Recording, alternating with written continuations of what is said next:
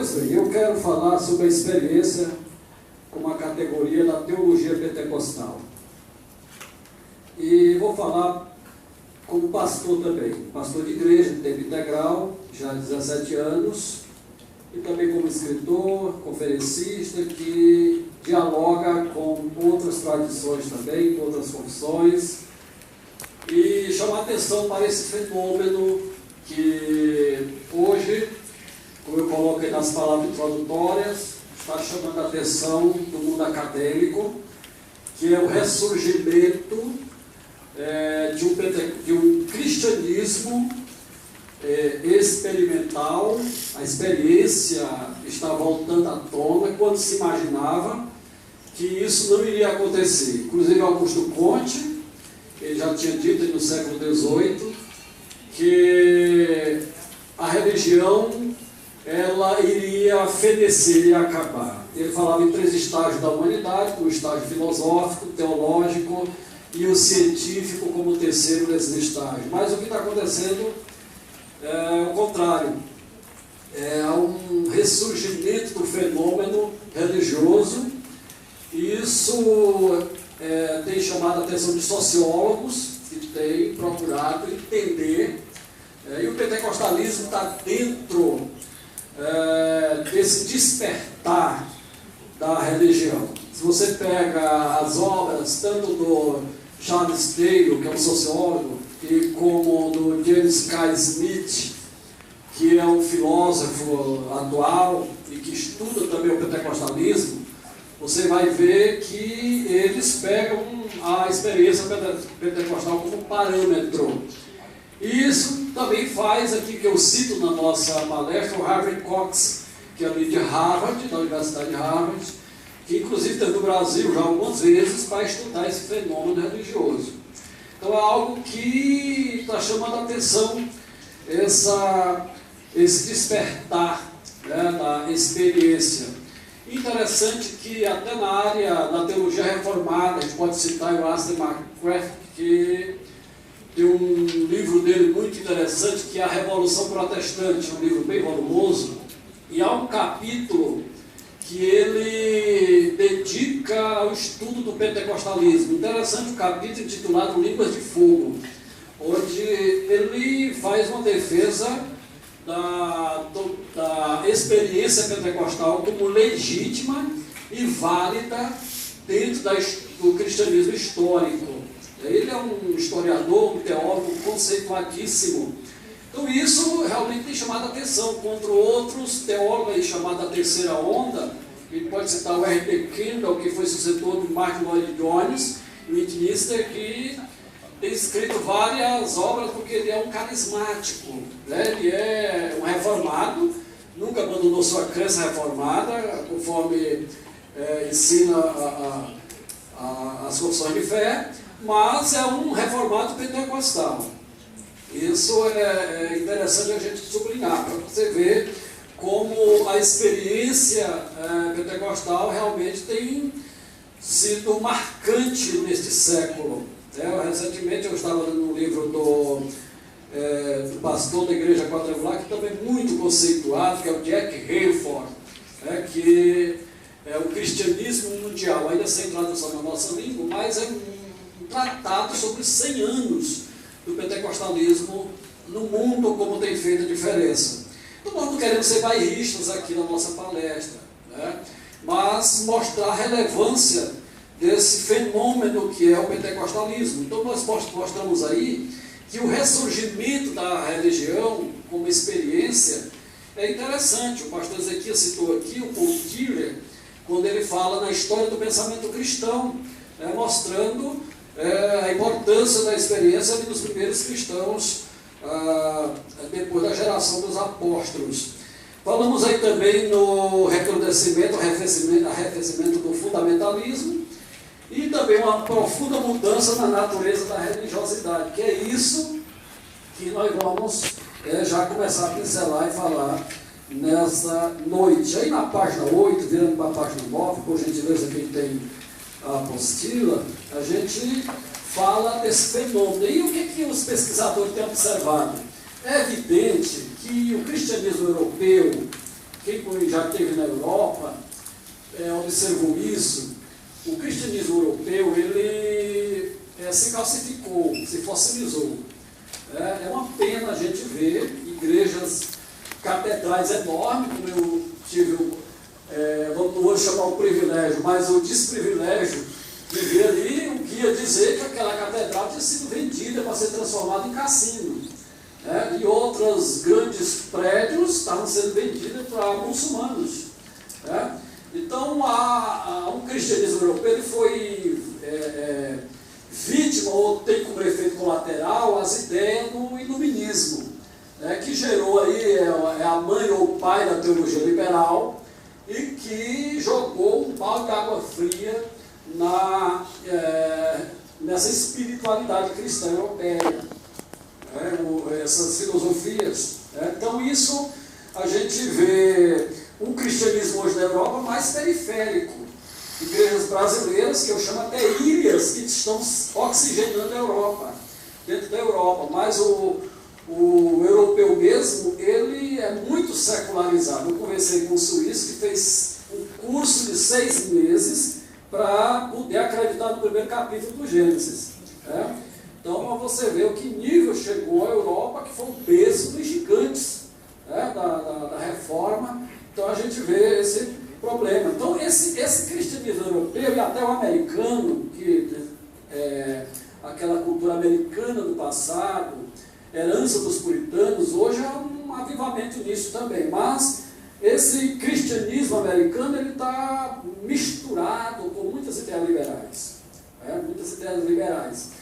E os pesquisadores têm observado que esse despertamento para o fenômeno religioso está acontecendo no que eles chamam sul global. No sul global. Nos países de terceiro mundo, que eles usam até um termo, não mais de cultura, o cristianismo ocidental, mas eles chamam meridional, porque está acontecendo nessas regiões, dos trópicos também.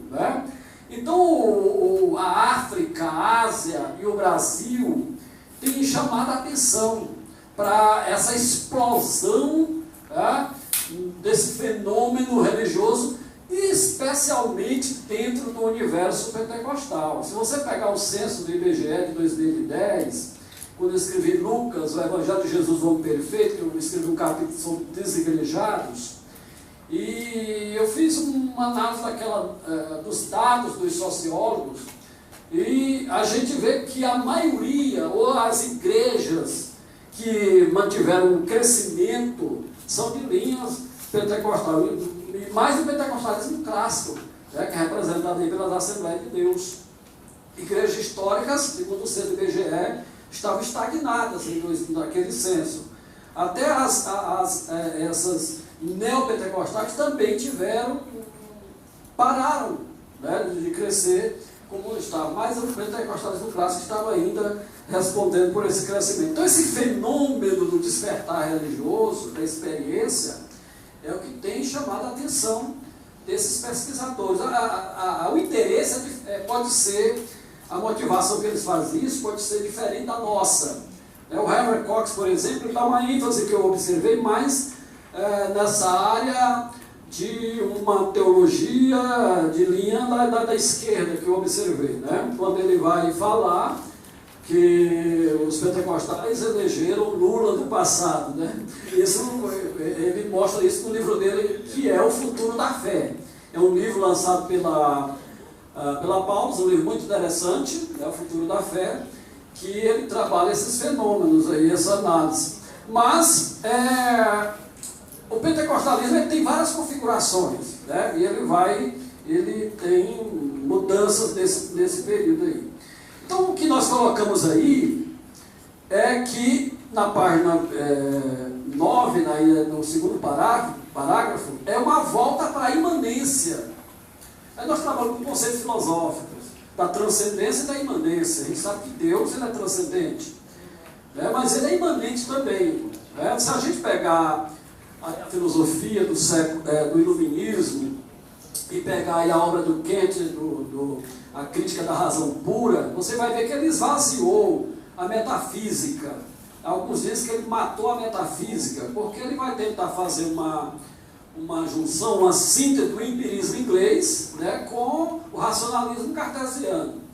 E ele vai mostrar que os fenômenos espirituais ou metafísicos não poderiam ser provados, passar pelo crivo do experimento. Né? Então isso teve certas consequências, efeitos colaterais. Mas essa imanência de Deus, ela está presente, né, na história humana. É isso que os pesquisadores e os estudiosos estão chamando a atenção, que os pentecostais já vêm mostrando isso há tempos.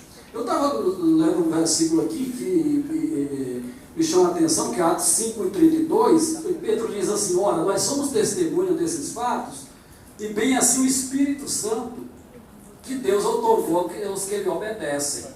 Então Pedro falava desse lado experimental, vamos chamar experiencial aqui, tinha com o Espírito Santo. O Kendall, que foi o sucessor do Martin Luther, que eu acabei de falar, ele traz uma coisa interessante, do Jones nesse texto, dessa realidade do Espírito na vida do cristão, na vida do devoto, do crente, não apenas como um código doutrinário, que a gente vai estudar o Espírito, mas como uma pessoa que faz parte da vida. Se a gente for pegar a história do pentecostalismo, a gente vai observar que no início do século XX, final do século XIX, início do século XX, a teologia liberal tinha dominado a maioria das instituições. E havia uma descrença do sagrado. E o pentecostalismo, como diz o Donald Dayton, é um livro que acaba de ser traduzido, um livraço que é muito interessante, que é Raízes do Movimento Pentecostal, Raízes Teológicas do Pentecostalismo, para ser mais preciso. Ele vai mostrar que o pentecostalismo é uma síntese de várias tradições, inclusive até reformadas, que muitos não sabem, né? Então é uma junção que vem do movimento Holinés, do movimento de santidade, e que vai desaguar nesse movimento chamado movimento pentecostal, onde essa imanência, essa presença do sagrado é muito forte. É muito forte. Então é isso que a gente está mostrando. O Cox, o Herbert Cox, que eu citei aí, ele fala aí sobre a fé e a crença. Eu acho interessante essa análise dele, que aí no final da página 9, ele vai falar dessas 3 eras. Eu acho muito interessante. Ele fala da era da fé. Ele vai mostrar esses primeiros anos da igreja apostólica, como a era da fé, da efervescência, da explosão dos fenômenos carismáticos. É uma era carismática, esses primeiros anos. E basta a gente ler o livro de Atos. Então isso a gente vai entender essa era da fé como um período que ele diz que começa com Jesus, e com esses cristãos que celebravam a presença de Jesus no meio deles. Essa era interessante. Que depois ele vai falar da era da crença. Essa era que o pastor Ezequiel já falou aqui, que era a era dos dogmas, a era dos grandes concílios. E é importante, nós não estamos desmerecendo essas eras, porque houve esse período, porque nesse período aí foi defendida a fé. O Espírito Santo não foi nem tema de debate nos primeiros concílios. Ele vai ser levantado um problema sobre ele a partir de Nicéia, 305. E eu estava vendo que os discípulos de Serapião tinham o Espírito Santo como o neto de Deus, quando você vê a distância que já estavam, a visão que eles tinham do Espírito. Então, qual que você vai falar dessa era da fé? A primeira, a segunda era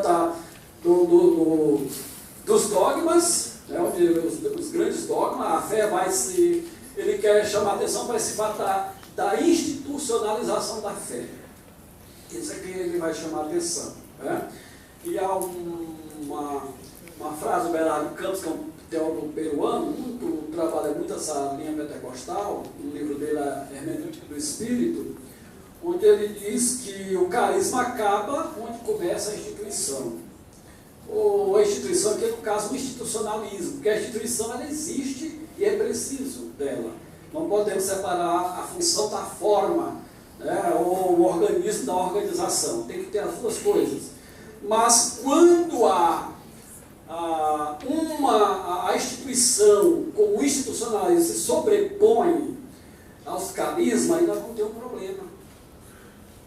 Nós vamos ter um problema. Eu, como pastor, tenho que ser consciente disso, já há 17 anos de tempo integral vivendo igreja, a gente percebe no pentecostalismo mundial e brasileiro também, isso, dentro do pentecostalismo clássico, esse crescimento, essa fossilização, né, do pentecostalismo. A gente tem que falar disso, né?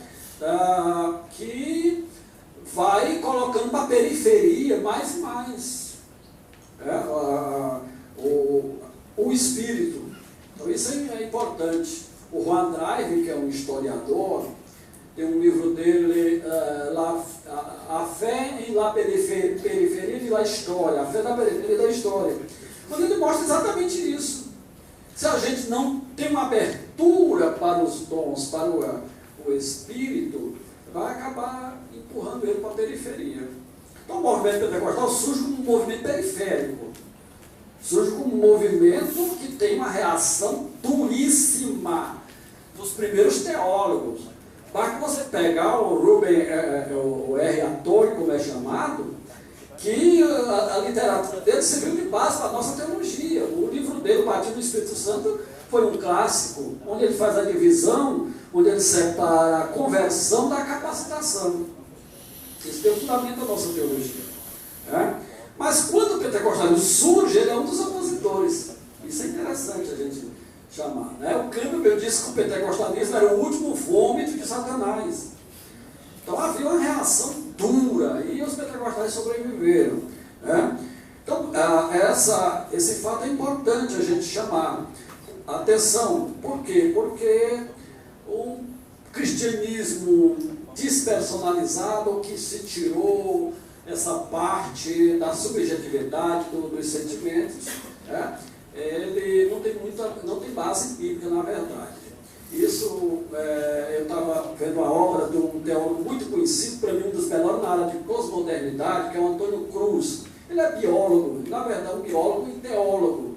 Há duas obras dele interessantes. Uma é a pós-modernidade, que ele escreve sobre a pós-modernismo, e o outro é sobre a sociologia, que ele fala qual as implicações da sociologia para a nossa cultura. E uma coisa que chama a atenção, ele diz que a religião do futuro, a que vai sobreviver, é essa que é aberta ao sobrenatural. Isso é incrível, um acadêmico de primeiro mundo fala isso, né? Então a era do Espírito, que diz aí o box final da nossa página, tem início com a crise da modernidade e o aparecimento de movimento de restauração e avivamento de fé. A modernidade é um fenômeno cultural. Ele surge aí, a gente vai pegar o iluminismo de 1600 para cá, do século XVII, e nós vamos ter também Descartes, com seu discurso do método, vai dar uma parcela de contribuição gigantesca, e o fenômeno religioso é analisado a partir da razão. Aquilo que não passa pela razão não é aceito. A revelação é suspeita, porque ela não passa pelo crivo do experimento, do laboratório, não pode ser mensurado. Então, essa que te colocar a modernidade, ela vê o homem como uma máquina. Isso o Antônio Damasco, que é um neurocirurgião dos Estados Unidos, ele escreveu um livro chamado O Erro de Descartes.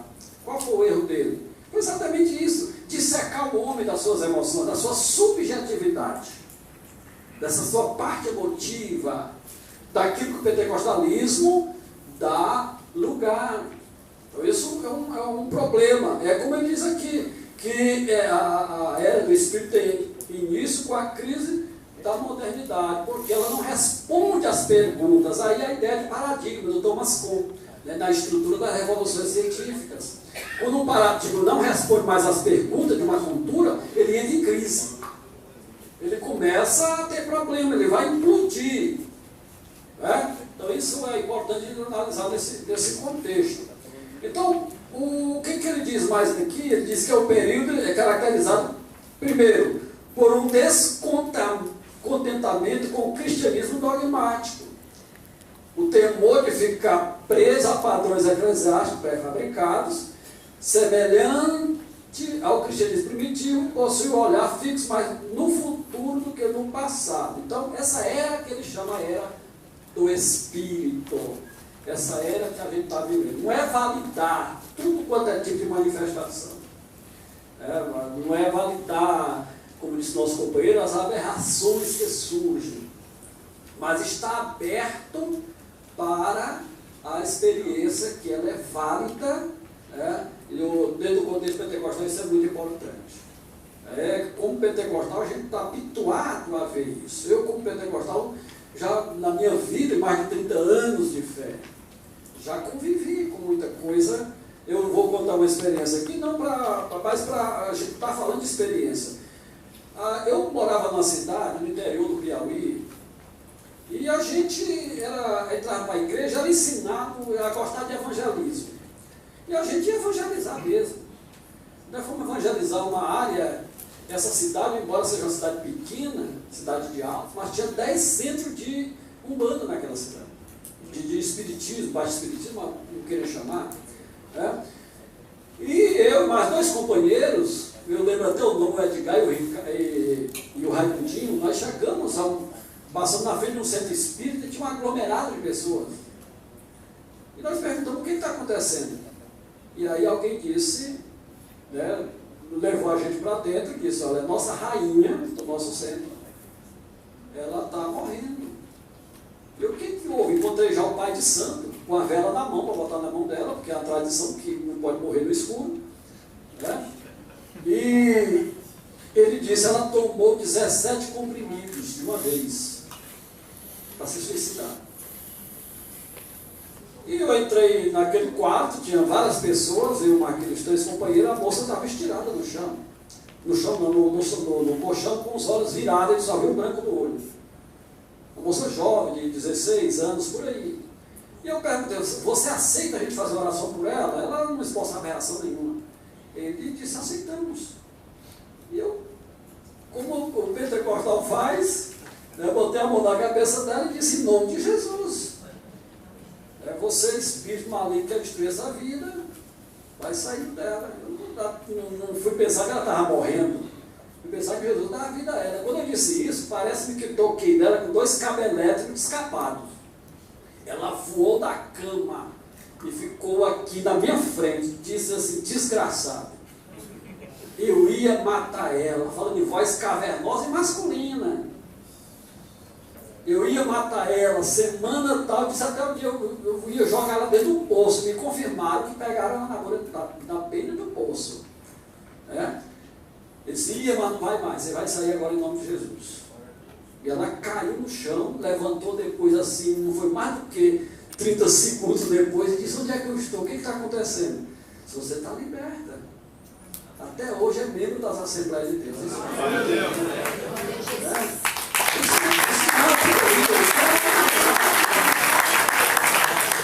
Isso é verdade. Hoje está lá a Raimunda cultuando a Deus, e através dela a família toda veio para Jesus, já tem até obreiros dessa família. Então isso, para a psicologia não pode explicar isso. Eu li muito Oscar Quevedo, a loucura do Oscar Quevedo, tentando explicar fenômenos espirituais com a parapsicologia. Mas não dá para você explicar. Então isso é o que a gente chama aqui dentro dessa era da fé. A era da fé, a era que os fenômenos pentecostais eles podem ser inseridos e que está sendo objeto de estudo. O James K. Smith, que é um filósofo americano, que escreveu recentemente Thinking Town, que é Pensando em Línguas, ele cita muito o Charles Taylor. Charles Taylor escreveu o Imaginário Social Moderno, e recentemente o Walter McAllister trabalha no livro O Pentecostal Reformado. Mas o McAllister pega a palavra do John Sky Smith e do Charles Taylor, e fala do imaginário pentecostal, né? Como uma espiritualidade, que ele chama lá, que nós somos mais uma espiritualidade. Eu concordo em partes com essa afirmação, porque quando você diz que é uma espiritualidade, sim, amém, é verdade. Mas se isso quer dizer que nós não temos uma tradição teológica, aí não é mais verdade.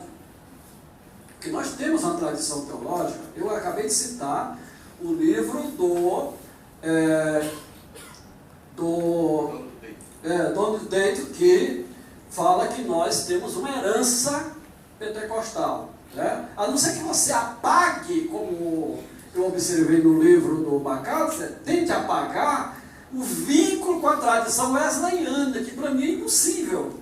É como você tentar tirar os reformados, Calvino, da história dos reformados. Não dá para tirar.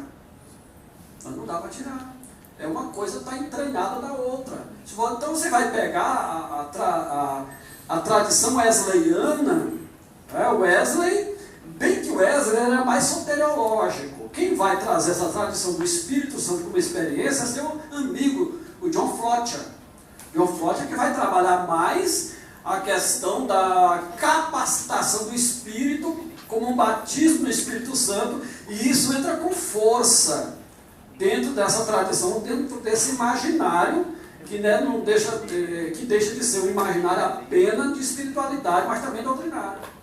Então isso vai sendo construído. Nós temos dezenas de literaturas escritas dentro disso aí, né, dentro desse período de 1900 para trás.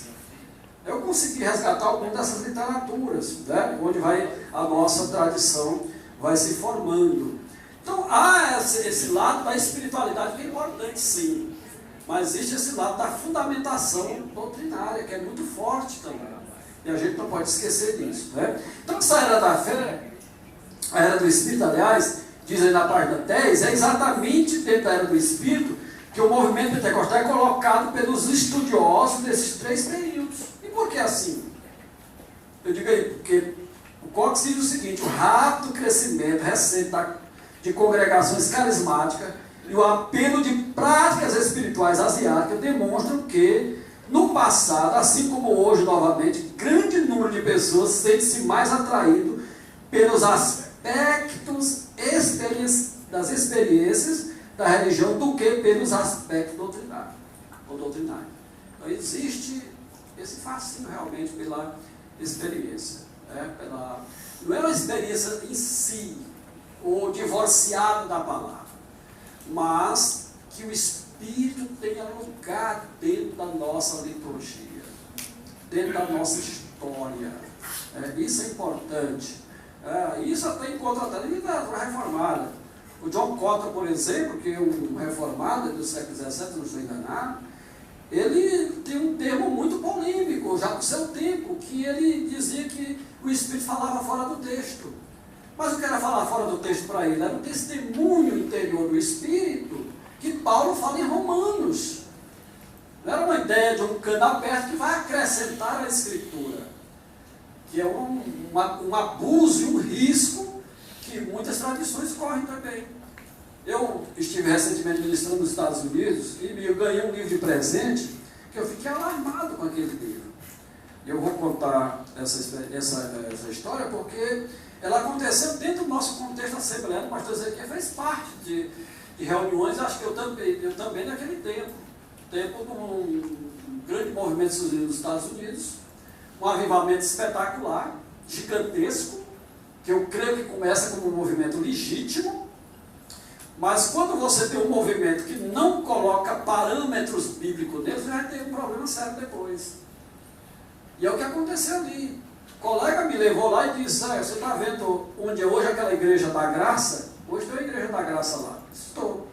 Aí foi uma das maiores sedes de avivamento da Assembleia de Deus nos Estados Unidos.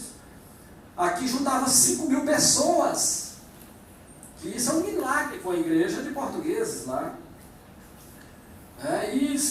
A oferta que tirava, chegando a tirar a oferta aqui, que dava mais de $100.000. Era uma coisa espetacular. Fenômenos começaram a crescer. E os parâmetros da palavra foram esquecidos. E o que aconteceu? Chegaram ao ponto de produzir um livro,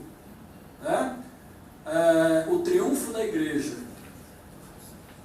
Esse livro é volumoso, em língua portuguesa. Eu ganhei um exemplar. E qual é a proposta do livro? Revelar as palavras seladas do livro do profeta Daniel.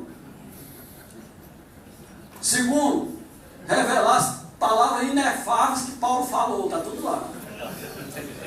E terceiro, desvendar as palavras do livrinho que João comeu no Apocalipse.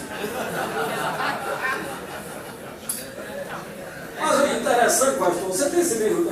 Eu tenho esse livro. O interessante é que eu fui ler o livro.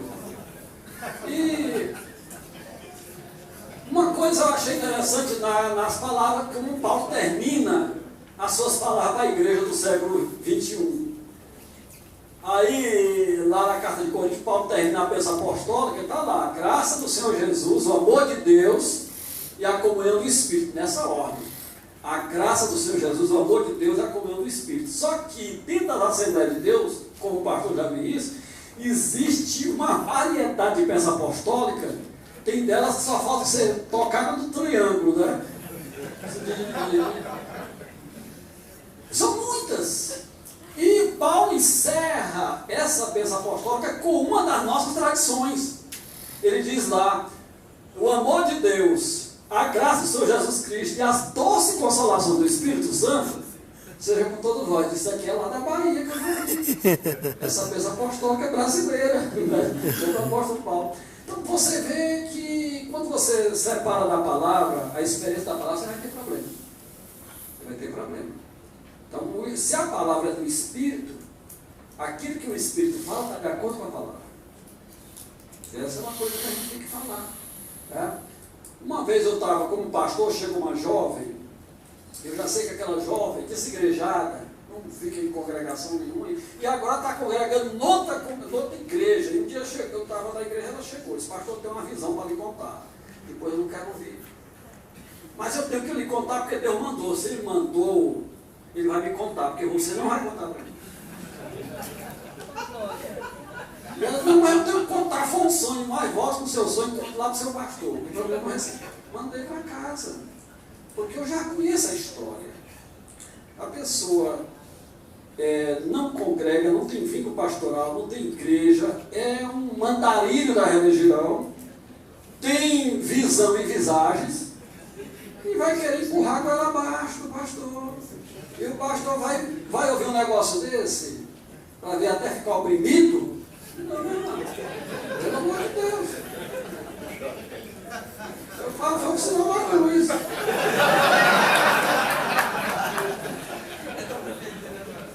Então a gente precisa ver essas duas coisas. Mas a gente vê esse lado, eu estou contando aqui, do lado do pentecostalismo. Eu tive uma minha esposa, que a minha esposa ela trabalha no Tribunal de Justiça do Estado. Se aposentou recentemente. Começou, está muito nova, e se aposentou cedo. Cumpriu o tempo de serviço, a lei permitiu tudo direitinho. Pois bem, eu quando fui para o Ministério Pastoral, eu era servidor público federal, concursado, trabalhei 15 anos no Serviço Público Federal. Mas abandonei pela vocação que Deus me deu. Alguém me pergunta se aconteceu, é uma coisa de você e Deus. Você vai ter seu rol de jaboca, como eu digo meu. Você deixar uma carreira pública que tenha aposentadoria garantida, um salário razoável. Eu deixei isso há 17 anos. Eu deixei a vida pública. Mas minha esposa, como ela trabalha no Tribunal de Justiça, podia transferir o emprego dela para a cidade que a gente era transferido de igreja, porque a convenção, a Assembleia de Deus tem esse sistema de transferir pastor. Se anoitece aqui, amanhece em outro lugar. Eu já trabalhei em vários lugares diferentes. Pois bem, em uma dessas cidades, a convenção precisou da gente, o presidente me chamou e disse, você é um homem para lá. O presidente não é um de acreditar em sonho, mas ele disse, eu sonhei você edificando nos muros da igreja, aí você vai ajudar a construir a igreja. Pois bem, e foi dizer com a minha esposa, ela disse, eu posso perguntar com alguém de lá. A gente estava em Teresina nesse tempo, na capital, e você fala com o presidente que dá para a gente fazer isso.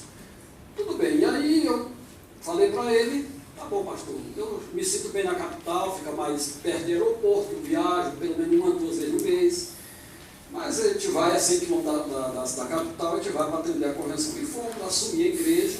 Quando a minha esposa foi trabalhar, aliás, trazer a transferência dela lá de Teresina para lá, para Água Branca, aí ela foi informada que tinha um problema na transferência. A moça que trabalhava em Água Branca, ela não tinha tempo de pergunta. E agora?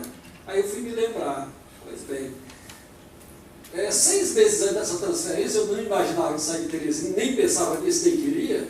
Uma irmã foi pregar lá na igreja que eu era pastor em Teresina, em São Pedro, no bairro, e mandou ficar em pé e disse assim, a irmã Maria José, que é de Alagoas. Ela disse, fique em pé, pastor, eu fiquei. Disse, o senhor vai sair daqui. E eu tenho vontade de dizer, meu irmão, tu essa mulher errada para pregar aqui. Como é que eu quero ficar aqui, essa mulher está dizendo que eu vou sair daqui. Ela disse, abra a Bíblia em Gênesis, aí eu abri a Bíblia. Aí o versículo eu li, Deus tem pressa nesse negócio. E 6 meses depois o presidente me liga que era para eu ir nessa cidade. Quando apareceu esse entrave, eu criei que eu estou dentro da vontade de Deus, o Senhor queria que eu viesse para essa cidade.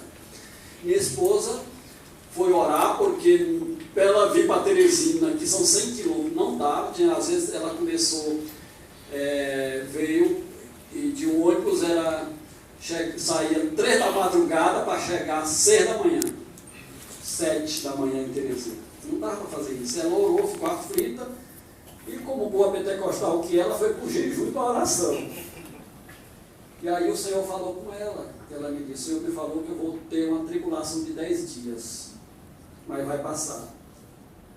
Quando foi lá, falou com o juiz, o corregedor, ele disse, olha Regina, está muito difícil, porque você é uma boa funcionária aqui em Teresina, já tem uma informação, o seu superior não quer abrir mão de você, e que a lei que impede. Mas ela não continuou orando. Quando ela foi lá outra vez, ele disse, olha, o presidente do tribunal vai revogar essa lei e vai dar outra redação. Aí eu fiquei pensando, olha, se isso realmente é de Deus mesmo, você agora é Esther. Que a Esther foi que mudou a história do povo judeu. Meus irmãos, quando foi no final de 10 dias, quando a gente abriu o site do tribunal, estava dizendo assim, o presidente do Tribunal de Justiça usa as suas atribuições, modifica a lei tal e está a seguinte redação. Mudou só para abençoar o servo de Deus, dentro da normalidade da lei, porque Deus falou aqui para nós. Então isso eu acredito, porque faz parte da nossa vida, da nossa história. Sem maracutaia, sem safadagem, sem picaretagem, sem truque. A verdade do Evangelho. Não é verdade isso aqui? É verdade. E quando ela se aposentou, aí a irmã Janaína chegou para mim e disse, pastor Zé Gonçalves, o Senhor me disse que a tua esposa, a irmã Mará, está dando o ministério de Sara para ela. Eu fiquei pensando, o ministério de Sara é gerar na velhice. Pois quando minha esposa se aposentou, agora está dando estudo de casais que eu tenho medo de ficar perto dela, porque a mulher é uma expert em casamento. Para falar que eu fico do povo, que é coisa de Deus mesmo. É o ministério de Sara.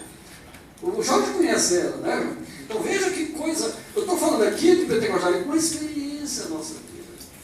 Não é algo fantasioso, não, é algo verdadeiro. Eu vou encerrar com mais uma experiência que está falando de experiência. Mais uma.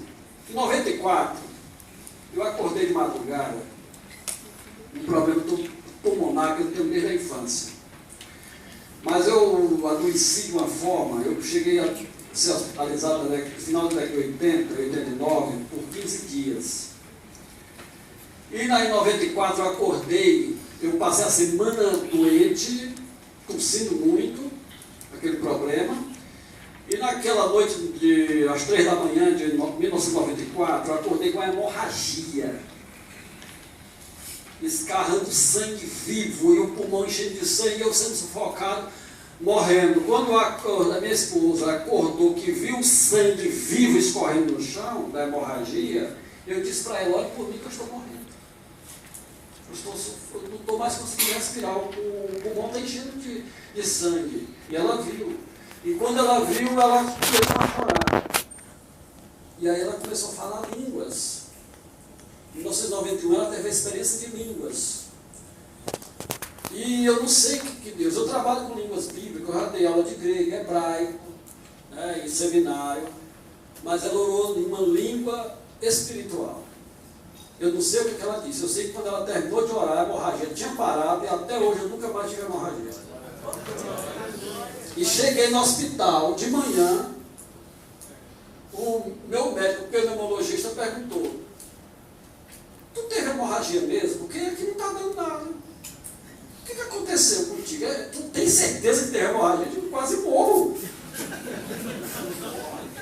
Eu disse, mas rapaz, que negócio é esse? Aí eu me lembrei, foi o Espírito de Deus que trabalhou na minha vida naquela época. Nós colocamos isso quando trabalhamos a declaração de fé, nós falamos das línguas como línguas espirituais. Pode ser línguas vivas, línguas mortas ou a língua espiritual que ninguém sabe o que é. Porque tem base na história do pentecostalismo. Nós colocamos isso na nossa declaração de fé quando a produzimos em 2 anos aqui no Rio. Né? Então, gente, eu quero ficar com essa palavra. Obrigado pela atenção. Deus abençoe a todos. Em nome de Jesus. Amém.